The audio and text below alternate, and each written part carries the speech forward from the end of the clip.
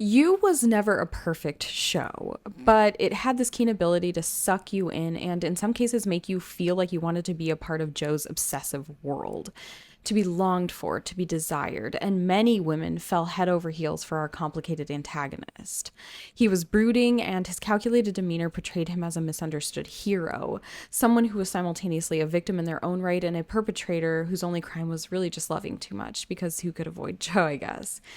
The women he chose could not appreciate his loyalty, his protective nature, his willingness to go as far as he possibly could for the people that he loved, and thus making their demise inevitable, a victim of their own circumstances, really. But in season 5, we saw a pivot from this narrative structure, the one where Joe's perspective was the main catalyst propelling the show's runtime. The shift allowed us to view Joe in a much broader sense and from the perspective of his victims. From the perspective of victims everywhere who have encountered men like Joe, really. But also, it allowed us into Joe's inner world. I mean, sure, we've been privy to Joe's thoughts and motivations through his narration. This was a different scenario, though. It was the true nature of the beast within Joe. It was the victim, it was the man, it was the perpetrator, it was him in his full glory. More importantly, Joe got a true look at himself and he embraced that self. Instead of convincing the audience and the world that he was some kind of martyr sacrificing himself on the altar of the women he loved, he took off the facade and became animalistic. He was a predator and women were his prey. And as someone who thought the series took a serious nosedive in season 4, I could still fully appreciate the abrupt but necessary transition. Let me pivot for one moment before we move on with this discussion, though. I hated this season. I hated most of the drama. I hated the characters. They annoyed me. The writing was bad. But I did appreciate Louise/Bronte becoming less of herself and the more she became involved with Joe. I didn't like season 4 at all. And in my opinion, that's when the poor writing really started. I didn't like those characters or the drama, similar to how I felt about season 5. I feel like Bronte could have been introduced in season 4, and they could have easily fleshed out an entire season of her relationship with Beck and her interactions with Joe, slowly sort of unveiling the monster of Joe's true nature to her. But that's not what they chose to do, so I am just retroactively trying to make this show better, I guess. Let's talk about season 1 of the show and progress from there, because I want to highlight the different ways that Joe inserts himself in these women's lives and address societal implications for his behaviors, as well as dive deeper into Joe and how he sees himself and the trajectory of his character throughout the series. I don't have like main talking points right now. This is just kind of a character study / social commentary about the show more than anything. Season 1 of You allowed us an introduction to Joe, but more importantly, it focused on his love interest, Beck. What Joe loves about Beck, what he sees in her, is that she is the perfect prize for his affection. She is lost, misunderstood, her friends are taking advantage of her, her boyfriend and her father are dismissive, and she is incredibly complicated. She longs for more than just what's in front of her, but she can't quite get there. She thinks deeply and feels deeply, but the people around her either exploit this or aren't able to connect with her on that deeper level, making her feel lonely, and her loneliness makes her vulnerable. Joe envisions himself saving Beck from the people around her who can't appreciate the love and depth she brings to the table. He has deemed them unworthy of her love, and himself not only worthy but entitled to her love. This is the season when Joe is at his most stalkerish. He knows Beck's schedule, he watches her through her window, he follows her around. He is lurking on the internet, in person, at every turn, where Beck is, and he uses this time to get to know her on the deepest conceivable level, to position him in just the right way when he talks to her, manipulating her into believing that he understands her on a level that no one else can, when really he's just invading her privacy to the nth degree. When Joe watches Beck, he doesn't just make basic assertions about her behavior and her likes and dislikes. He calculates and makes judgments about Beck's inner world. Every breath she takes, every move she makes, every smile she fakes. Bonus points if you know where that's from, by the way. Anyway, but quite literally, this is how Joe assesses Beck.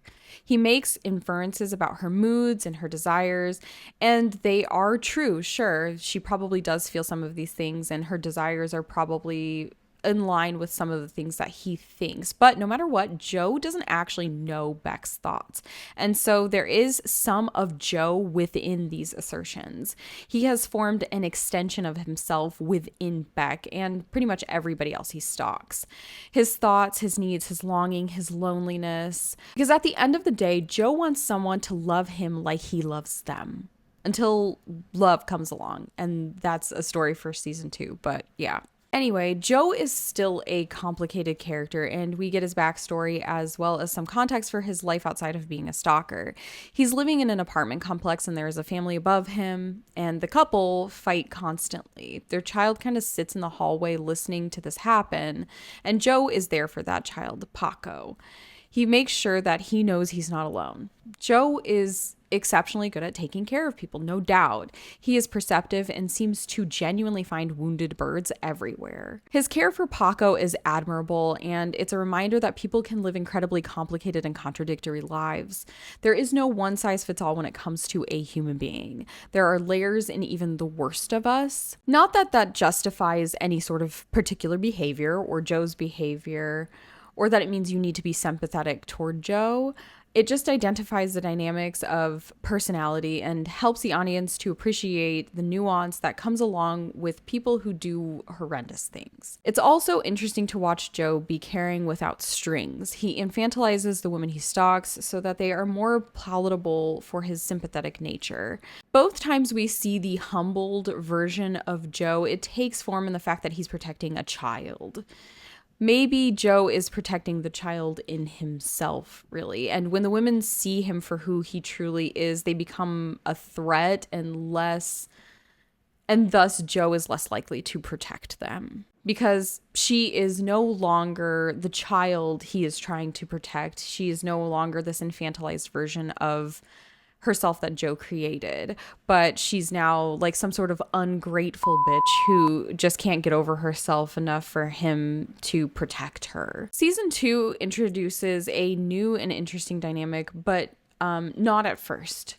Joe has moved to a new city and he has fallen for a new woman, Love.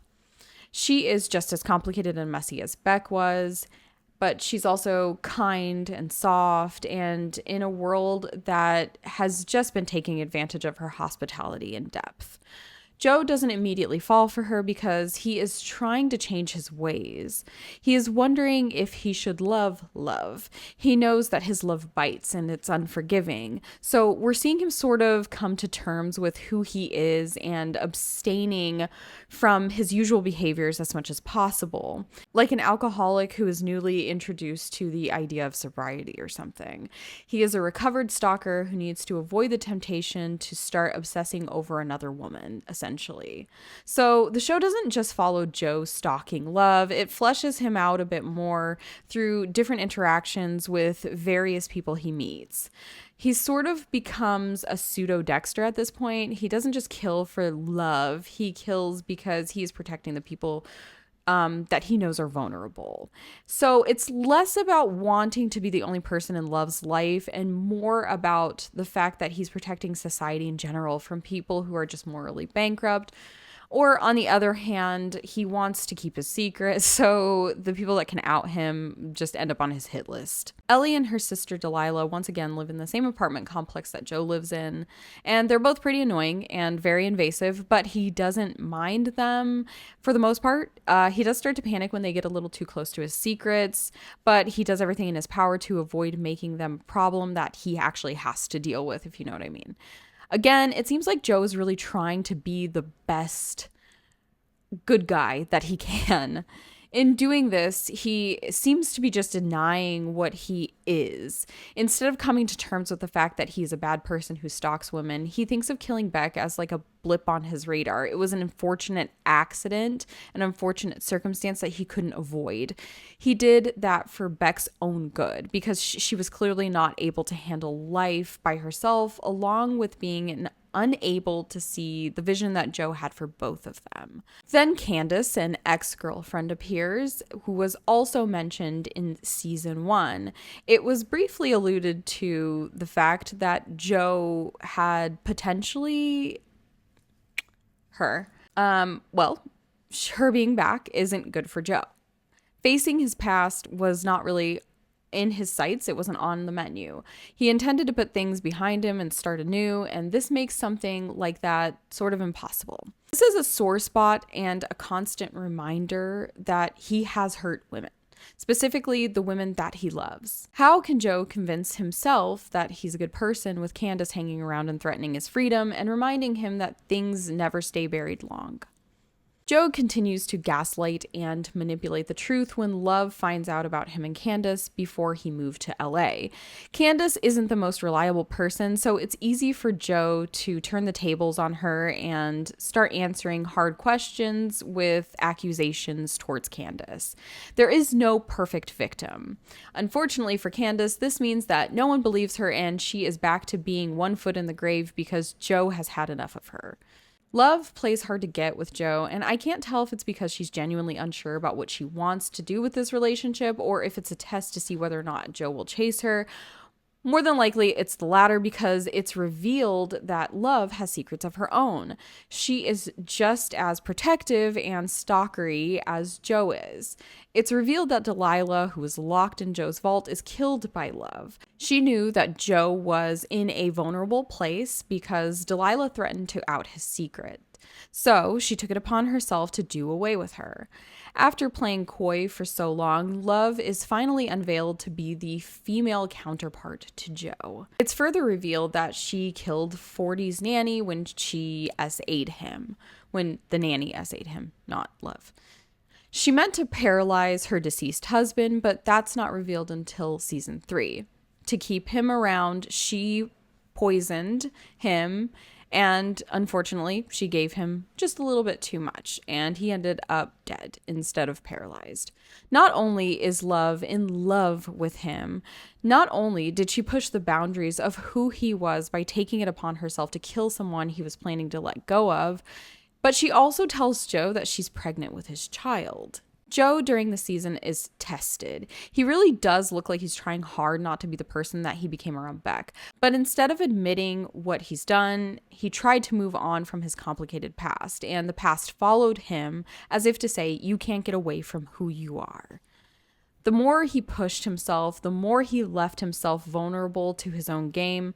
It flipped things on their head because now Joe was the person being stalked, and it gave him a new perspective and made him slightly more sympathetic to the people that he had been stalking. You're sort of rooting for Joe at the very least, if he isn't going to take accountability, to be able to keep his nose clean, so to speak.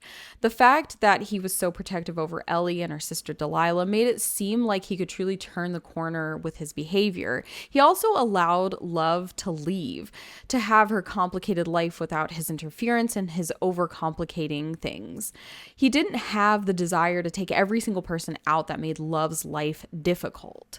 He let her be herself, her complicated self, someone that he could love without invading their life under the guise of protecting them. But Love mirrored Joe, and Joe did not like what he saw in her.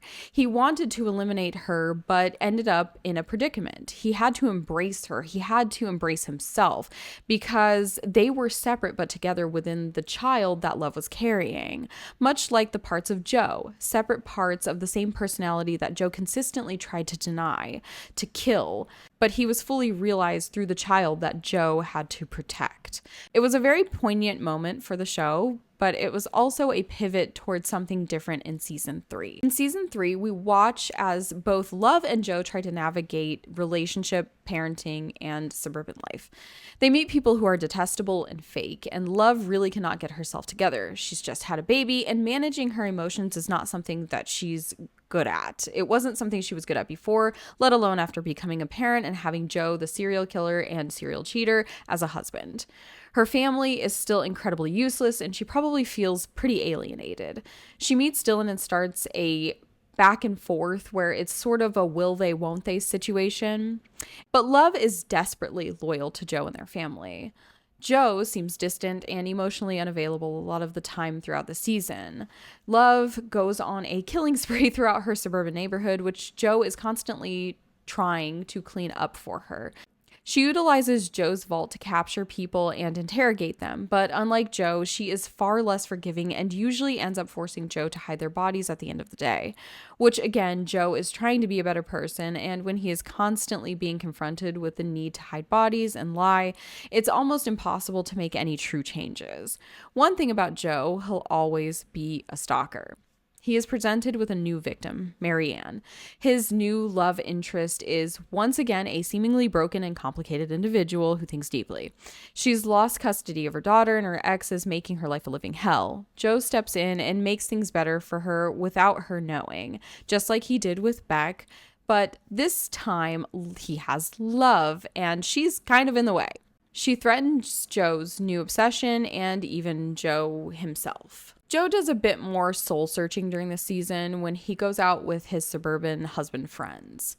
Even though he thinks of them as shallow, unsophisticated, uncultured brutes, he still goes into the woods and has some man time. Through this, he finds his inner brutish nature. We don't see Joe having male friends throughout the last 2 seasons. He has people that he tolerates that are male that are around him, and he sometimes needs them to do his bidding, but he doesn't seem to be in touch with his masculine side. Not that Joe is docile, obviously, but he preoccupies himself so much with the women that he stalks that it's almost like he becomes them. They become him, he becomes them. So seeing this side of Joe is interesting, and Joe seems to revel in the fact that he has made male friendships because there is a relational aspect to their friendship that he isn't getting with the women or children he constantly interacts with. I think it's important, obviously, for men to have male friends who embrace them emotionally, every aspect of their emotions.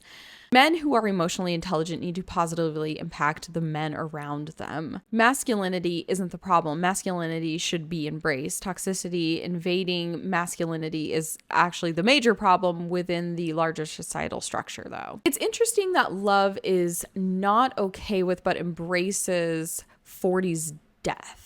She previously was so protective of him to the point where she became who she was or who she is because she was protecting him. It's as if she sort of puts herself and her needs aside for Joe in order to make their relationship work. But Joe feels like he's pulling all the weight in the relationship because he is helping Love hide her secrets. He sees that as a generosity he affords her because she is so unhinged, not realizing that the reason she is unhinged is because her whole life has changed since she met him. He killed her brother. They got pregnant. He moved her. Well, they moved. Joe is refusing connection with Love, and he has become obsessed with another person. He sees her as a part of him that he doesn't want, and she cannot get over that. So her actions are out of bounds and erratic. She isn't herself in the way that she normally is, and no one is justifying Love's choices because they're ultimately wrong, but Joe doesn't see that he has a hand in her outbursts. She's finally found someone willing to be like herself, willing to sacrifice everything so that the person they love can be happy. And that person is constantly continuing to seek validation and love elsewhere. So it's a gut punch to Love and her protective nature. Marianne feels more like a side character in Joe's quest to rid himself of Love, and she is just a distraction from the life he never wanted, even though that's exactly the life he asked for. This is my favorite season of You because it had interesting side characters and it was fun to see Joe live in a suburban neighborhood with insufferable people, only to find out that they had led him to places that he may not have otherwise known existed within him. Ultimately, Joe kills Love in a standoff with her, both trying to maneuver around each other in a quest to see who will go and who will raise their son alone. In a brief confrontation, Marianne tells Love that she is more than just the man she is with, that she needs to find her way out. Instead, Love was burned by her own passionate sense of loyalty, and the man she loves walked away with zero consequences. He gives his child to a nice gay couple and heads to the UK for the worst season of the show, in my opinion. If you thought suburbanites were insufferable, meet the rich kids of the UK. I hate this season so much, and the characters were god-awful. The writing was terrible, as I've said before. The one thing I can't say about this season is that Joe met himself. He burned Love and became a vapid void of the most toxic parts of himself. Within the season, he is still trying to separate from himself, but it comes in the form of strange hallucinations and weird mind games. This season is honestly, it's super trippy because there's just a lot going on. But I felt like it was a bit of a repeat of what we had already seen in the third season, him trying to get over the parts of himself that he doesn't like. And I understand this season was more him coming back to himself, but I feel like it could have been an email and they could have dumped the season altogether, opting to make the fourth season the last season, but whatever. Joe meets Kate and she's rich, broken, and pretty obnoxious. Again, even though there is an element of stalking, it seems like Joe's story has sort of evolved past the point of stalking and become more about him navigating other people in general. He meets some of her rich friends and they do lots of partying and drugs, and he manipulates her entire friend group. Ultimately, he gets the nickname the Eat the Rich Killer because he kills a lot of Kate's friends. It's sort of weird because there are a couple of episodes where it becomes a strange mix of the game Clue and Saltburn. The most important thing gained during the season is that Joe is coming into his own. Everything he's been hiding from himself and running from is now coming to the forefront. He kills and doesn't remember. He makes an alter personality for himself to kill with because he cannot stand who he is. He leaves clues for himself to remember in the wake of the aftermath when he's killed someone. And when he figures out he's the one that's leaving the clues, he sort of just embraces that he's been running around making a mess, killing Kate's friends. Kate confides in him that she isn't perfect and that she's done things that would be considered murder as well, so she understands Joe. Only her crimes are on a massive level and they involve children, and I don't understand this because Joe is super protective of children, and you would think that he would hate Kate because she's done this. But in essence, he just embraces her too. They team up, and in the last part of this season, you're made to believe that they're going to be some sort of ruthless power couple that takes over the world because he is her henchman and does her bidding, and she's going to be, I wouldn't say a tyrant like her father, but just a ruthless business person. Kate hates Joe almost immediately, and we get this really cheesy montage of them being on magazines and just going out and being glamorized and popular, something of a celebrity, essentially.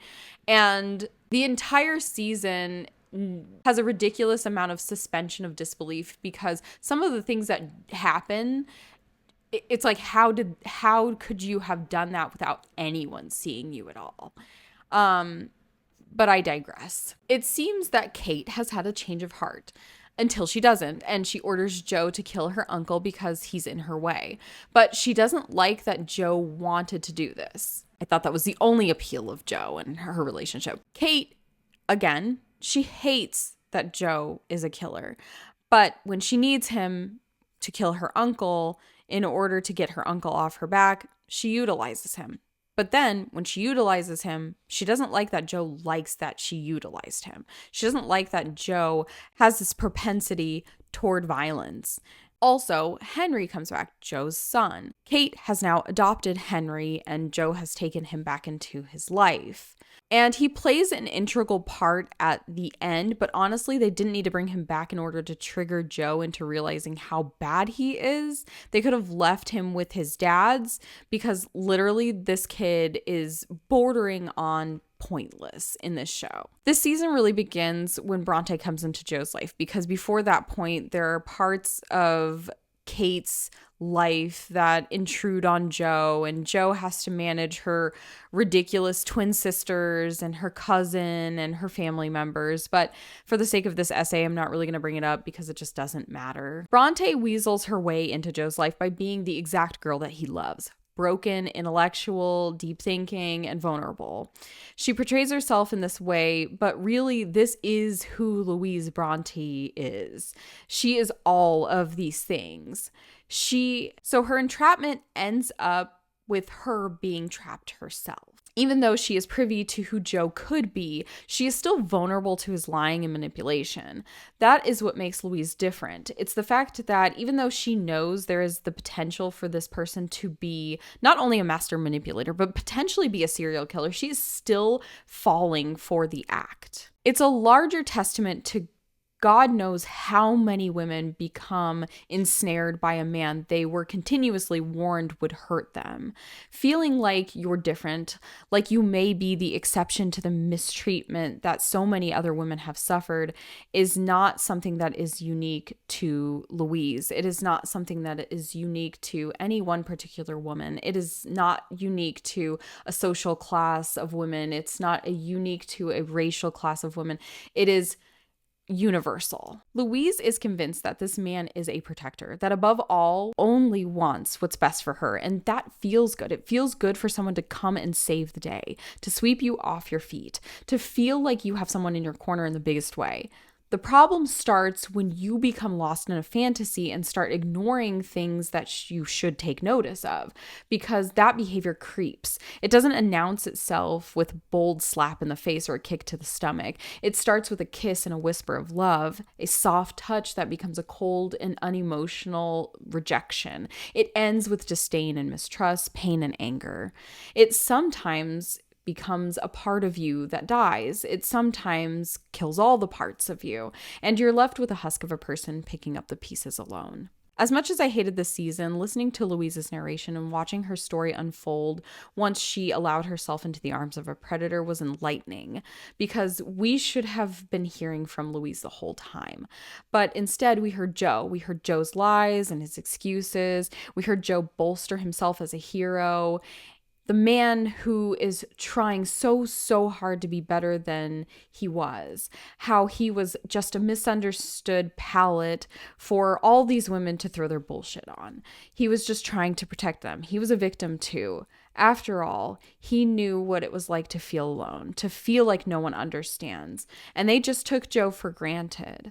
But when we hear Louise, when we see that she doesn't not want to be saved, she isn't some stronger than life girl boss. She identifies her brokenness and the fact that she's vulnerable. She wants to be swept off her feet. She wants Joe to love her desperately, to the point of ignoring the biggest red flags that could ever fly. Being a serial killer, for God's sake. And maybe, just maybe, part of her likes that he wants to control her. When we feel like we're lost and we can't do it ourselves, that seems to be a thing to fall back on. But nefarious actors exist. So beware. Joe talks to his son over the phone during a confrontation with Bronte in a very secluded location, a cabin outside of the city. And he uses this time to confront himself. The child he's talking to is a version of Joe. And Joe is listening to the child version of himself tell himself who he is. That he is a monster. He's not a hero. He's not a martyr. He's not the good guy. He's the bad guy in the story. It shocks Joe to his core, and he becomes an absolute animal after hearing this. Ravenous and savage. He is less dangerous in this form, believe it or not, because he is stripped bare at this point. Bronte can see that he is nothing more than the shape of a man who is incapable of loving her or really anybody else for that matter. And she can finally say to herself, yep, there he is. There's his full, true form. Bronte's narration constantly muses about what ending Joe deserves, and I think that the ending that the show gave him was fitting. I don't want Joe to die because Joe says something about women and men in society, women's desires and men's predatory nature. Why are some women like gazelles drawn to the lion? Moreover, how do we stop this? Why does the lion exist? Why can't the lion see the error of his ways before he causes chaos? I mean, you could go down a much deeper path and talk about childhood trauma, cycles, etc. At the end of the day, maybe this is just the way life is. Maybe Joe isn't a societal construct, but an inevitability of our own mistakes.